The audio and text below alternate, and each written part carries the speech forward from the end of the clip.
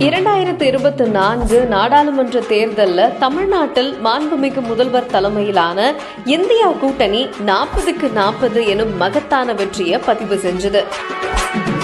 சேலம் மாவட்டத்தை பொறுத்த வரைக்கும் நாடாளுமன்ற உறுப்பினர் TM செல்வகணபதி அவர்கள் அதீத வாக்குகளோட வெற்றி வாகை சூடினாரு.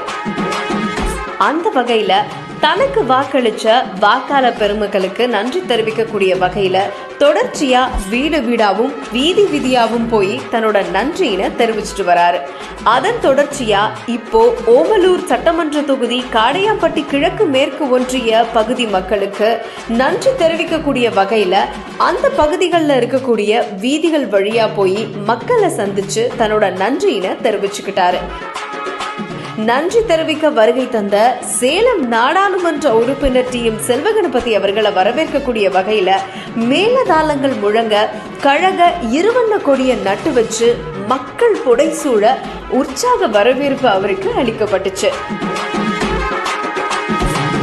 மேலும் 40க்கு 40 எழுதப்பட்டு உதயசூரியன் மற்றும் கழக இருவண்ண கொடி வரையப்பட்ட கேக்க MP செல்வகணபதி மற்றும் சேலம் மத்திய மாவட்ட கழக செயலாளர் இரா ராஜேந்திரன் MLA ஆகிய 2 பேரும் சேர்ந்து வெட்டி கழகத்தினருக்கும் மக்களுக்கும் வழங்கினாங்க. இந்த நிகழ்வின் போது ஒன்றிய பேரூர் கழக நிர்வாகிகள் மற்றும் பொதுமக்கள்னு பலரும் பங்கேற்றாங்க.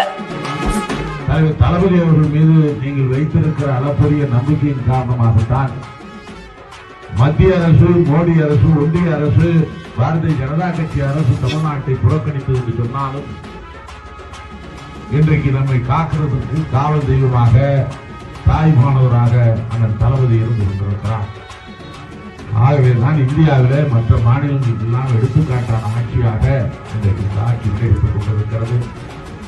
அந்த ஆட்சிக்கு நீங்கள் தொடர்ந்து உறுதுணையாக இருக்க வேண்டும் என்று நாங்கள் கேட்டுக்கொண்டு உங்களுக்கு அளித்த வாக்குறுதியை அத்துணையும் தலைவர் தளபதி அவர்களுடைய நல்ல ஆசையோடு நிறைவேற்றுவோம் என்று சொல்லி வாக்களித்த பெருமக்கள் உங்கள் ஒவ்வொருவருடைய பாத மலர்கள், அத்தனை பேருடைய பாத மலர்களையும் பொற்பாதங்களையும் தொட்டு வணங்கி நன்றி சொல்ல கடமைப்பட்டிருக்கிறேன். நன்றி, நன்றி, நன்றி.